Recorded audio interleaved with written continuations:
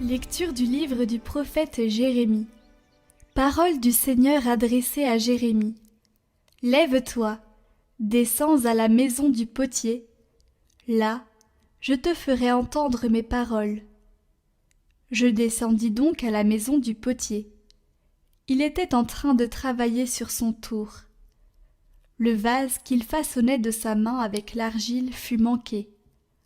Alors il recommença, et il fit un autre vase, selon ce qu'il est bon de faire aux yeux d'un potier. Alors la parole du Seigneur me fut adressée. Maison d'Israël, est-ce que je ne pourrais pas vous traiter comme fait ce potier, oracle du Seigneur? Oui, comme l'argile est dans la main du potier, ainsi êtes-vous dans ma main, maison d'Israël.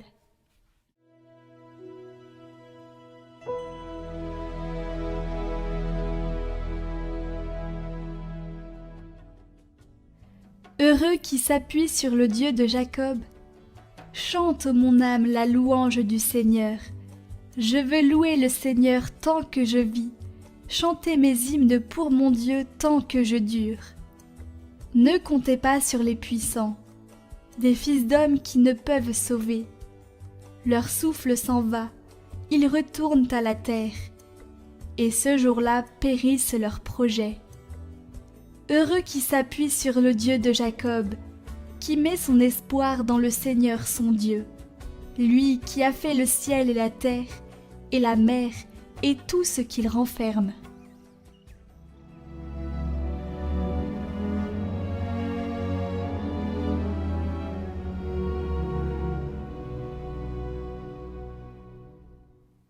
Évangile de Jésus-Christ selon saint Matthieu.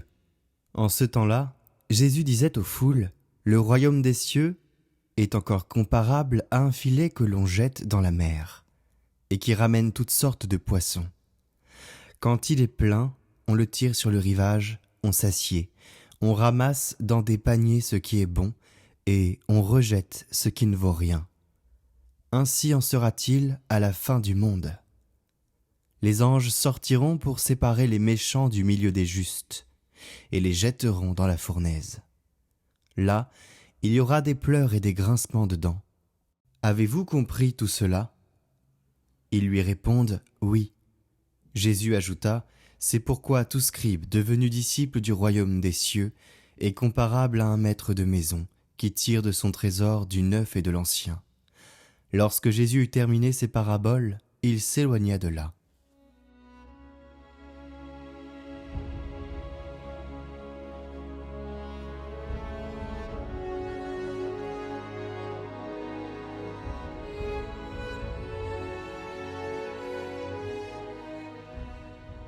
Dans la première lecture, le vase qu'il façonnait de sa main avec l'argile fut manqué. Voici un vase raté. Il recommence avec la même matière, la même patience, jusqu'à ce qu'elle devienne ce qu'elle doit être à l'image du potier. C'est l'image que Dieu choisit pour parler de son rapport à son peuple. Et le filet de l'Évangile dit la même chose autrement. Il ramasse tout, le bon et le mauvais ensemble. Et la séparation n'appartient pas aux pécheurs, elle appartient à Dieu. Qu'est-ce que veut dire cette séparation ? Eh bien, saint Augustin nous apprend que ceux qui voudraient arracher l'ivraie avant le temps troublent l'Église plus qu'ils ne la servent. Leur zèle intempestif les rend eux-mêmes ennemis de l'unité. Ne condamnons pas notre prochain. La justice divine fera le travail. Notre rôle n'est pas de trier, c'est de demeurer dans le filet avec patience, sans participer au péché de ceux qui nous entourent, mais sans les juger non plus. Soyons zélés, oui, mais respectons toujours. Jésus dit alors que le scribe instruit pour le royaume tire de son trésor du neuf et de l'ancien. Qu'est-ce que cela veut dire ? Cette image est le cœur de ce que la tradition catholique est. Elle est vivante précisément parce qu'elle est héritée. La transmission. La tradition. Les églises ne sont pas un musée. La tradition n'est pas quelque chose de folklorique. Elle est un organisme vivant qui porte en elle des gestes accumulés par des générations de croyants qui ont su avant nous que la prière du cœur seul ne suffit pas toujours à dire ce que le corps et la communauté doivent exprimer ensemble. qu'est-ce que cela veut dire? Déjà, comprendre que nous ne venons pas de nulle part et que tout ce qui a été fait avant coule dans nos veines en quelque sorte. Mais là, j'ai pris un exemple qui est connecté à l'actualité. Vous allez comprendre. La tradition, c'est par exemple les rogations. Des processions de suppliants qui parcourent des champs avant les semailles pour demander la protection des récoltes. C'est une supplique du peuple entier, debout en mouvement, qui dit avec son corps ce que les mots seuls n'atteignent pas. La bénédiction des cartables à la rentrée, la procession au flambeau, la bénédiction des bateaux des pêcheurs, etc.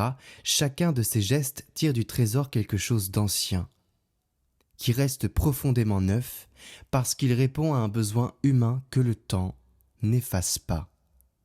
L'homme a toujours besoin de l'assistance de Dieu, et Dieu attend qu'il le lui demande. Demandez et vous recevrez. Et quand la Gironde brûle, chers amis, quand la sécheresse fissure les terres, quand une communauté traverse une épreuve collective, pourquoi rester chacun chez soi à prier seul? Le rassemblement public de prière dit quelque chose que la prière privée ne dit pas.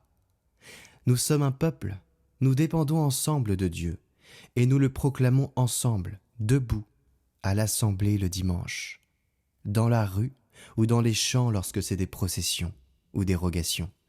Osez demander à vos pasteurs ces pratiques qui font partie de la tradition, mais qui ne sont pas poussiéreuses. Au contraire, osez demander à vos pasteurs. Leur ministère n'est pas de tout repos. Ils font beaucoup. Certains ont des charismes, certains ont des facilités, certains sont plus à même de répondre à ces demandes que d'autres. Mais l'évangile du jour nous apprend à ne pas juger. Mais si leur ministère n'est pas de tout repos, c'est précisément pour cela qu'ils ont besoin que le peuple leur signifie ses besoins. Alors dites vos besoins à vos prêtres, à vos pasteurs. L'Église n'est pas un service où l'on attend passivement. C'est un corps dont chaque membre porte la responsabilité de la vie commune. Tirer du neuf et de l'ancien, c'est savoir que ces gestes ancestraux sont toujours actuels et avoir le courage de les demander et de les vivre. Chers amis, sortons de nos maisons pour proclamer la parole. On ne la proclame pas chez soi, on prend des sandales et on avance sur les terres pour annoncer l'Évangile. Cela se fait dans nos villages et dans nos villes. Saint Pierre Chrysologue, priez pour nous.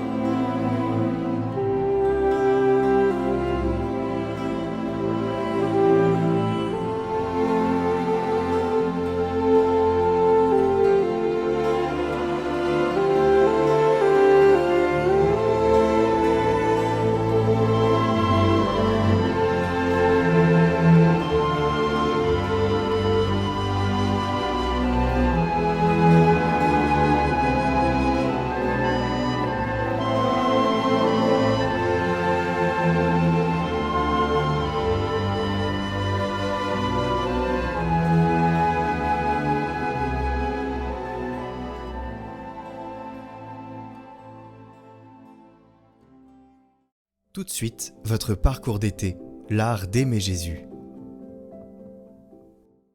Jeudi 30 juillet. Le désir de la perfection.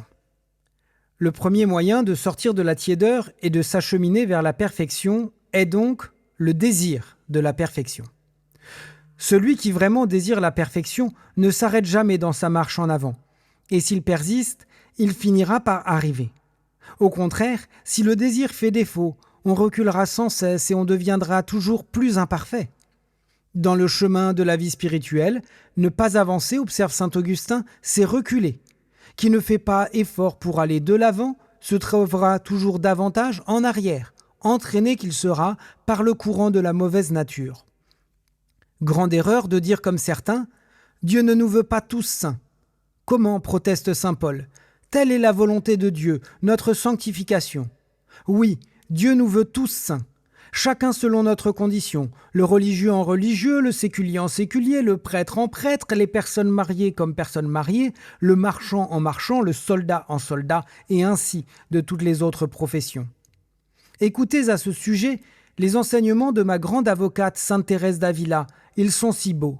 Elle dit quelque part « Que nos pensées soient grandes et généreuses, c'est de là que viendra notre bien. » Et ailleurs, ne rapetissons pas nos désirs, croyons fermement qu'avec le secours divin et nos efforts, nous pourrons tout au moins à la longue parvenir nous aussi, là où sont arrivés tant de saints par la grâce de Dieu. À l'appui de cette maxime, elle disait tenir de son expérience que les âmes généreuses réalisent en peu de temps de grands progrès. Car, disait-elle, nos désirs plaisent à notre Seigneur comme s'ils étaient déjà réalisés. Elle ajoute « Dieu ne prodigue ses faveurs de choix qu'aux âmes qui ont beaucoup désiré son amour. Il aime les âmes généreuses pourvu qu'elles se défient beaucoup d'elles-mêmes. » Soyons à la suite de saint Alphonse, des âmes de grand désir, ayons de grands désirs de sainteté. À l'imitation de sainte Thérèse de l'Enfant Jésus, qui à 16 ans écrivait « Demandez à Jésus que je devienne une grande sainte. Ce n'est pas pour flatter l'orgueil, c'est pour rendre gloire à Dieu. Être saint pour Dieu, voilà notre magnifique vocation. L'expérience le prouve.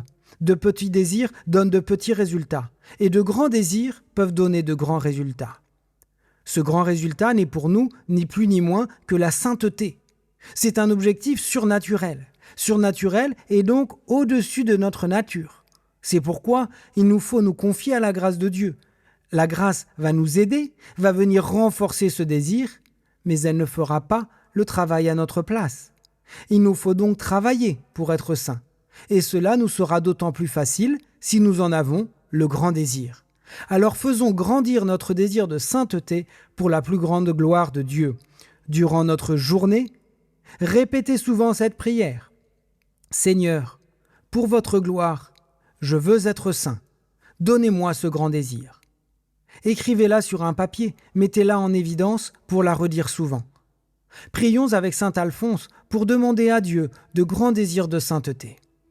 Ô Dieu de tout amour, ô Seigneur des cieux d'en haut, vos traits sont si doux, si gracieux à regarder, qu'un seul regard serait une béatitude ineffable.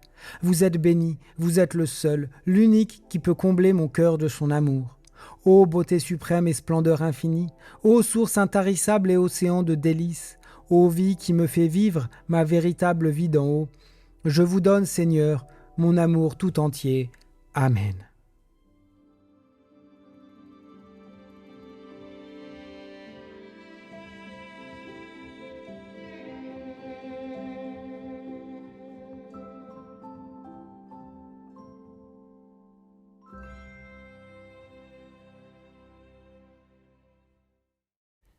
Chers amis, les feux en Gironde et dans toute la France reprennent, les chaleurs réaugmentent, nous avons besoin de vos prières. Merci de faire suivre cette chaîne de prières que je vous mets en lien en haut à droite et en description. Cette prière pour demander la pluie, inspirer des rogations. Merci à vous.